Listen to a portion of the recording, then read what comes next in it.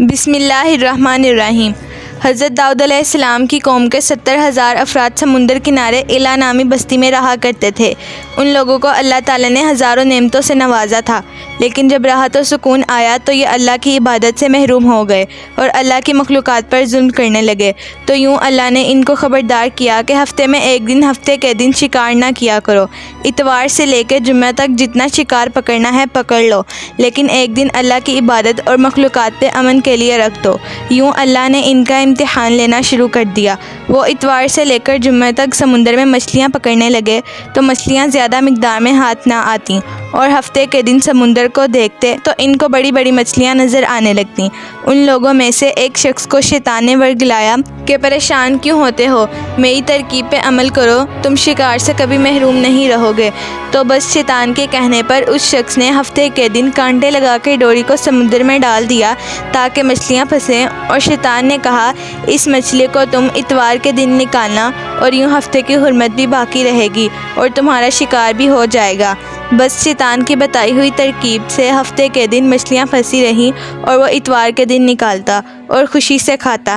جب اس کے آس پاس کے لوگوں نے پوچھا تو ان کو بھی یہ ترکیب بتانے لگا، اور یوں اس قوم کے کچھ لوگ ہفتے کے دن مچھلیاں پکڑنے کے لیے جال پھینکتے ہیں اور اتوار کے دن نکالتے، اور کچھ نے تو سمندر میں نالیاں بنا کے چھوٹے چھوٹے تالاب بنا کر گڈھے بنا دیے تاکہ ہفتے کے دن جیسے ہی مچھلیاں یہاں سے گزریں تو ان تالاب میں پھنس جائیں اور ہم اتوار کو ان مچھلیوں کو نکال کے پکڑ کر کھا لیں۔ اس گاؤں میں کچھ اللہ کے خاص اور نیک بندے موجود تھے جو کہنے لگے، اے لوگو، اللہ نے ہفتے کے دن شکار کرنے سے منع فرمایا ہے۔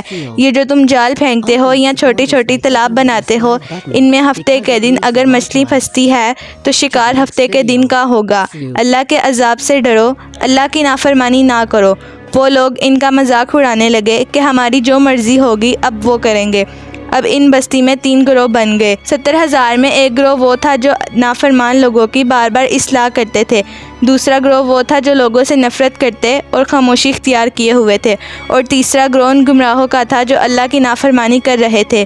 تو یوں نیک بندوں نے اس بستی کے بیچ میں ایک دیوار کھڑی کر دی اور یہ حکم نافذ کیا کہ اللہ کی نافرمانی کرنے والے اس طرف ہو جائیں اور ہم جو اللہ کے فرما بردار ہیں وہ اس طرف رہیں گے۔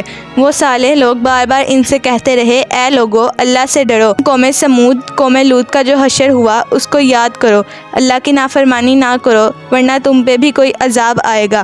وہ سارے نافرمان جن کی تعداد تقریباً 12,000 تھی، سب ہنستے رہے، یہ تو سب کتابی باتیں ہیں، ہم پہ کوئی عذاب نہیں آئے گا۔ بس وہ گروہ 2 حصوں میں تقسیم ہو گیا، ایک وہ جو اللہ کے فرما بردار دیوار کے اس طرف تھے، اور دوسرے نافرمان بندے جو دیوار کے اس طرف تھے۔ وہ نافرمان پوری رات ہنستے رہے، مذاق اڑاتے رہے، اور وہ اللہ کے خاص بندے دیوار کے اس طرف اللہ سے معافی مانگنے لگے۔ لیکن جیسے ہی صبح ہوئی وہ نیک صالح انسان اٹھے، انہوں نے محسوس کیا کہ دیوار کے اس طرف سے کسی انسان کی آواز نہیں آ رہی۔ جیسے ہی دیوار کے اس طرف چڑھ کر دیکھنے لگے، سارے کے سارے وہ لوگ بندر کی شکل میں تبدیل ہو چکے تھے اور بندروں کی حرکت کو انجام دے رہے تھے۔ وہ جو صالح لوگ دیواروں کے اس طرف سے بندروں کو دیکھنے لگے، ان صالح لوگوں میں سے جو ان کے رشتہ دار تھے، انہوں نے ان پتھروں کے کپڑوں سے اپنے اپنے رشتہ داروں کو پہچانا اور چیخ کے رونے لگے، اللہ سے معافی مانگنے لگے۔ لیکن اللہ کا عذاب جب آتا ہے تو وہ ہو کے رہتا ہے۔ وہ 12,000 لوگ بندر بن چکے تھے، کچھ بھی کھا پی نہیں سکتے تھے، اور یوں 3 دن بعد وہ اس عذاب میں آ کر فنا ہو گئے۔ بے شک اللہ ان بندوں کو پسند نہیں کرتا جو اللہ کی نافرمانی کرتے ہیں۔ اے اللہ، ہم سب کو اپنا فرما بردار بندہ بنا، ہم کو ویسا بنا جیسا تو ہمیں دیکھنا چاہتا ہے۔ آمین۔ ویڈیو اچھی لگے تو ویڈیو کو لائک کریں، اور اس طرح کی مزید معلوماتی ویڈیوز دیکھنے کے لیے ہمارے چینل کو سبسکرائب کریں۔